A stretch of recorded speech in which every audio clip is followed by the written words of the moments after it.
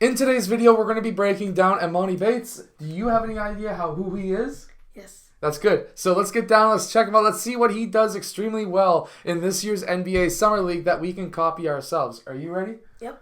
Let's get down, let's check him out. Really quickly, make sure to go check out my hardest basketball shooting workout down in the description below. Okay, so really quickly, do you notice what this defender, Desiree, do you notice what this defender does? What's a mistake on Emoni Bates? Do you notice what the mistake is right here? Leaving too much space. He's leaving too much space, but there's one more thing as well. Look at his feet. See that? What is it? His heels are on the ground? Yeah. So what does that mean? You can blow past him? Yes, exactly. You can blow past them. Anytime a defender is on their heels, it's going to be extremely easy to score on them. So you can do one of two things. You can either drive right by him, or you can pull up for a three-point shot, as we see Bates do right here, and then he drains it. So being able to read your defender, is that important?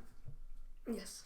There we go. So by reading your defender, that is going to allow you to score way more points. A small little thing is like heels on the ground.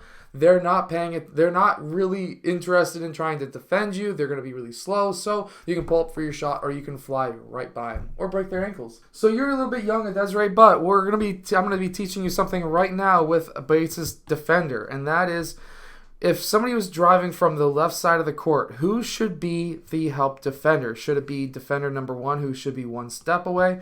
Or should it be this man who is two passes away, so he should be two steps away? Who is right now in help defense? Defender one? That one? Defender one or defender two? One.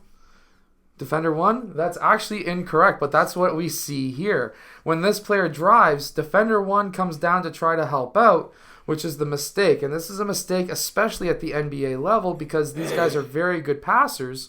So that's exactly what we see right here. Emoni Bates is a very good three-point shooter, and he's one pass away. This is why one pass away defenders should never help out, because, or at least in very rare cases should help out, because that leaves that wide open three to happen. So you learned something today, Desiree.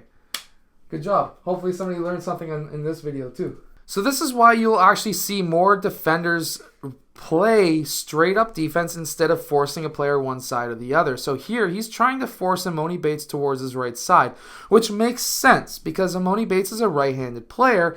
So obviously if you want to cut down his ability to shoot, you force him towards his right side, because it's a lot harder for a right-handed player to shoot going towards their right side.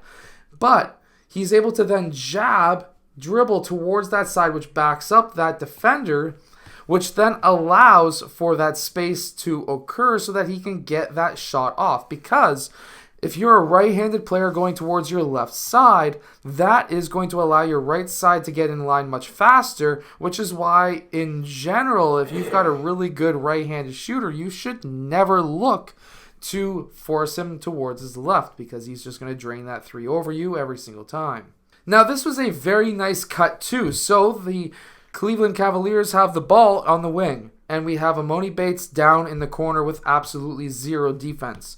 Instead of just spotting up for that three-point shot, he decides to cut baseline. This is a great decision because that allows him to take that lane to the basket, and by taking that lane to the basket, he can get that ball to the rim, hope for an and one, something, but he had the lane, so he might as well have taken it, which he did. And then on the other end of the court, he was able to get that block, which is actually quite surprising to me because he's known as having very short arms. Did you know that? Did he have short arms? Yeah. No. So there was like a whole bunch of memes about a year ago where they said he had T-Rex arms. He actually dropped in the NBA draft because of it, because his wingspan is shorter than his actual height. And there's a big thing happening in the NBA and in basketball in general right now, where basically if a player has a longer wingspan than their height, then they're actually a more wanted player. So that's why you probably hear me and a few other coaches talk about, wow, that kid's got long arms. He's going to be a good defender. Wow, that kid's got long arms. He's going to be able to score on a lot of different people because he's going to be able to have such smooth handles. You've probably heard that, right? So right there is the reason why he dropped so far in that draft. because he was supposed to be a top 10 player last year, but he dropped well below that. He was supposed to be a top 5, and he dropped well below because of his wingspan. Anyways, that doesn't mean that you're not a good player if you've got not a good wingspan, but that is just an interesting fact about Emoni Bates. Anyways, I hope that you've enjoyed today's video. If you have, hit that like button, subscribe, say hi to a Desiree in the comment section below, and of course, hit that like button, subscribe, and go check out my hardest basketball shooting workout down in the description below if you want to shoot the basketball better like this guy has been. Good job.